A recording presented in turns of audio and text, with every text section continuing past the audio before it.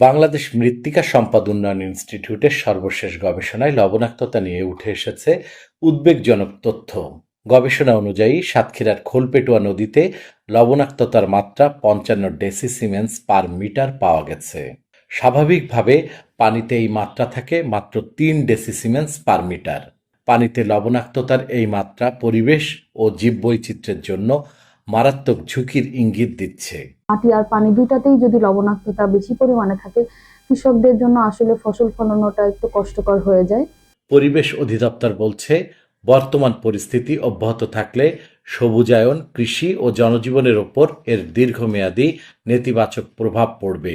পরিবেশ সংক্রান্ত কাজগুলা করে, আমরা তাদের মাধ্যমেও সাধারণ মানুষের মধ্যে সচেতনতা সৃষ্টির চেষ্টা করব। যত বেশি সম্ভব তারা স্যালিনিটি এড়িয়ে চলবে, তত তাদের স্বাস্থ্যের জন্যও ভালো। উপকূল ঘুরে দেখা গেছে, জমির ফসল উৎপাদন কমার পাশাপাশি মিঠা পানির মাছ চাষও ক্ষতিগ্রস্ত হচ্ছে। লবণাক্ততার কারণে রান্না, ধোয়া, মোছার কাজ করতে গিয়েও সমস্যার সম্মুখীন হচ্ছে স্থানীয়রা। ভাঙতে ভাঙতে ভাঙতে আমাদের সব শেষ হয়ে গেছে। লবণাক্ত তো পানির কারণে গাছ পর্যন্ত মারা যাচ্ছে। এদিকে বেড়িবাঁধটির বিভিন্ন স্থানে ফাটল সৃষ্টি হওয়ায় লোনা পানি ঢুকে জমিতে চাষাবাদ ক্ষতিগ্রস্ত হচ্ছে। বাংলাদেশের দক্ষিণ পশ্চিমাঞ্চলের একটা বড় অংশ 2050 সাল নাগাদ সমুদ্র গর্ভে বিলীন হওয়ার আশঙ্কা আছে। বেশিরভাগ কারণে আমাদের নারীরাই অসুস্থ হচ্ছে, জরায়ুর সমস্যা দেখা যাচ্ছে।